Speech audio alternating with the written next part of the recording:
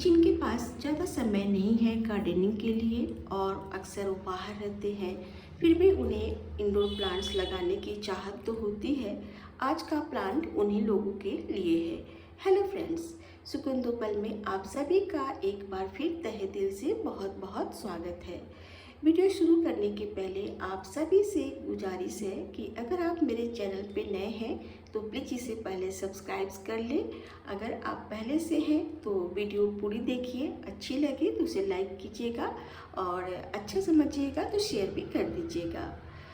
चलिए शुरू करते हैं आज का वीडियो। आज का प्लांट है Zamia plant. Zamia palm plant का common name cardboard palm plant भी होता है, क्योंकि जब इनके न्यू लीव्स मैच्योर हो जाते हैं तो छूने में इस तरह से काफ़ी थिक है, हार्ड है और ये डार्क कलर के इस तरह से ग्रीन में बदल जाते हैं। और जब पत्ते को हम लोग इस तरह से छूते हैं तो एक खरखराहट सी आवाज़ भी है। काफ़ी हार्डी प्लांट है, शायद इसलिए इसे कार्डबोर्ड पाम प्लांट का नाम दिया गया है। जब भी नर्सरी से इस प्लांट को अगर आप खरीद के लाते हैं या फिर कहीं से इसका बेबी प्लांट आपको मिल जाता है तो इस प्लांट को कैसे लगाते हैं एक ख़ास बात का ध्यान देनी होती है, तभी यह प्लांट अच्छे से लग पाता है।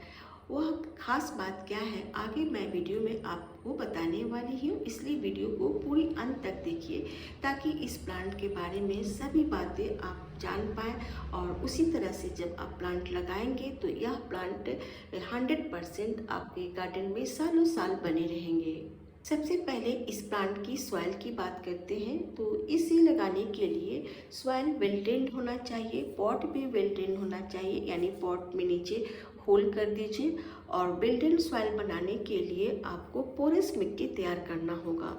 मैंने आप इस प्लांट को करीब 2 साल पहले अपने गार्डन में शामिल किया था और इसे जिस तरह की सॉइल में मैं लगाई हूँ वही बात मैं आप सभी से शेयर करती हूँ, क्योंकि 2 साल से ये प्लांट मेरे पास बहुत अच्छे से चल रहा है। इसे लगाने के लिए मैंने अपने गार्डन सॉइल का एक भाग लिया था और उसके ठीक आधी भाग मैंने सैंड मिला दिया था और सैंड के आधी भाग में वर्मी कंपोस्ट डाला था और थोड़ी सी नीम की खली पाउडर डाल दिया था और थोड़ा परलाइट भी मेरे पास था, उसको भी मैंने मिला दिया। परलाइट मिलाने से भी मिट्टी ज़्यादा पोरस हो जाती है। यहाँ मैं कोकोपीट नहीं डाला है क्योंकि कोकोपीट डालने से कोकोपीट मॉइस्चर होल्ड करके रखता है और इस प्लांट को ज़्यादा मॉइस्चर की ज़रूरत नहीं होती है, इसलिए मैंने यहाँ पर कोकोपीट नहीं डाला है। और इस प्लांट को इस तरह से सॉइल मिक्सचर बनाकर मैंने लगा दिया था। आप भी इसी तरह का सॉइल मिक्सचर बना के इस प्लांट को लगा सकते हैं। वाटरिंग की बात करें तो इस प्लांट को जब भी पानी देना है आपको मिट्टी चेक करके देना है। मिट्टी बिल्कुल सूखी हुई होनी चाहिए, तभी इसमें आपको पानी देना है। ज़्यादा पानी देने से इसके जो ये राइजोम्स है ये सड़ने लगते हैं, फंगल इन्फेक्शन लग जाता है, इसलिए ओवर वाटरिंग से इस प्लांट को बचाना है। इसलिए ये प्लांट मैंने बोला है कि उन लोगों के लिए बहुत अच्छा है जो ज़्यादा गार्डनिंग में समय नहीं दे पाते, यानी पानी टाइम पे नहीं देना है तो भी यह प्लांट मरेगा नहीं, आराम से चलेगा। इस प्लांट में मैंने अब तक कोई भी बीमारी लगते हुए नहीं देखा है, फिर भी मैं प्रिकॉशन के तौर पे नीम ऑयल और सोप का जो लिक्विड स्प्रे होता है मैं इस प्लांट के ऊपर भी बरसात के समय में ज़रूर कर देती हूँ। बहुत सारे लोग इस प्लांट को खरीदते समय कुछ गलतियां कर बैठते हैं। उन गलतियों से बचने के लिए मैं आपको एक बात बताती हूँ। जब भी इस प्लांट को खरीदें तो ध्यान से देख के खरीदें, क्योंकि अक्सर लोग जीजी प्लांट और इस प्लांट को एक ही समझ बैठते हैं, जबकि दोनों में बहुत ज़्यादा फ़र्क है। ये जीजी प्लांट है, आप देख सकते हैं ये जीजी प्लांट है।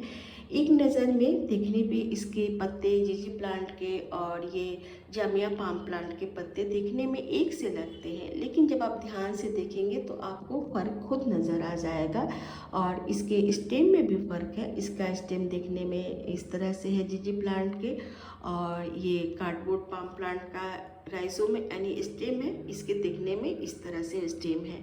तो आपको अब समझ में आ गया कि दोनों में फ़र्क क्या है, कौन जीजी प्लांट है और कौन से कार्डबोर्ड पाम प्लांट है।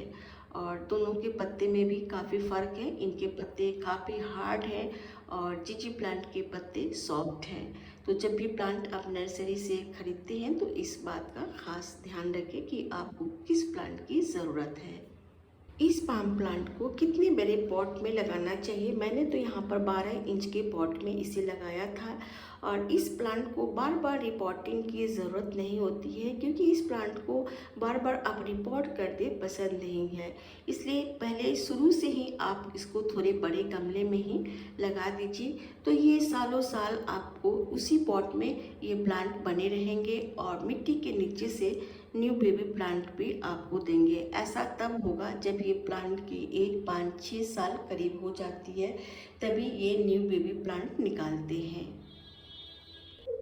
जामिया पाम प्लांट के साथ जब भी आप काम करते हैं तो ग्लव्स पहन के करें या फिर बिना ग्लव्स का करते हैं तो आप काम करने के बाद अच्छे से हाथ का साफ सफाई कर लें। और छोटे बच्चे और पेट से इस प्लांट को थोड़ा दूर रखें। और आपको जानकारी होना चाहिए कि कौन सा प्लांट पॉइजनस है, कौन सा नहीं है। तो ये जामिया पाम प्लांट जो है या पॉइजनस प्लांट के अंदर आती है, इसलिए इसको बहुत छोटे बच्चों से दूर रखें। नर्सरी में इस प्लांट की कीमत इसकी साइज़ पर डिपेंड करता है। अगर बहुत छोटे साइज़ का भी प्लांट आप लेते हैं तो 250 से शुरू होती है। और प्लांट की साइज़ जितनी बड़ी और प्लांट जितनी पुरानी होती है, इसकी कॉस्ट बढ़ती जाती है। बड़े साइज़ की प्लांट इसकी 500 से शुरू होके इसकी प्लांट्स की कीमत जो है आपका 5-5 हज़ार तक जाती है। चलिए आप जान लेते हैं कि इस प्लांट को हम लोग जब नर्सरी से लाते हैं तो इसको लगाते समय किस बात का ध्यान रखना है। ये जो आप भाग देख रहे हैं, इसके ये स्टेम यानी राइजोम है। और प्लांट को लगाते समय इस बात का ध्यान देना होता है कि इस राइजोम को मिट्टी से ऊपर रखना है। इसको मिट्टी के बिल्कुल अंदर दबा नहीं देना है, तब प्लांट आपका खराब हो जाएगा। इसलिए इस राइजोम को इस तरह से मिट्टी के ऊपर ही रखना है। साइकस भी लगाते समय हम लोग ऐसे ही राइजोम को ऊपर रखते हैं, तब ये प्लांट अच्छे से आपका लग जाएगा और सालों साल इसमें न्यू ग्रोथ शुरू हो जाएगा। पत्ते जब गंदे दिखे तो उनके ऊपर पानी का शावर जरूर करें, ताकि पत्ते साफ सुथरे हट जाए, धूल मिट्टी हट जाए। पूरी वीडियो देखने के लिए आप सभी का बहुत बहुत धन्यवाद। मिलते हैं किसी नेक्स्ट वीडियो में किसी ऐसे ही नए प्लांट के साथ।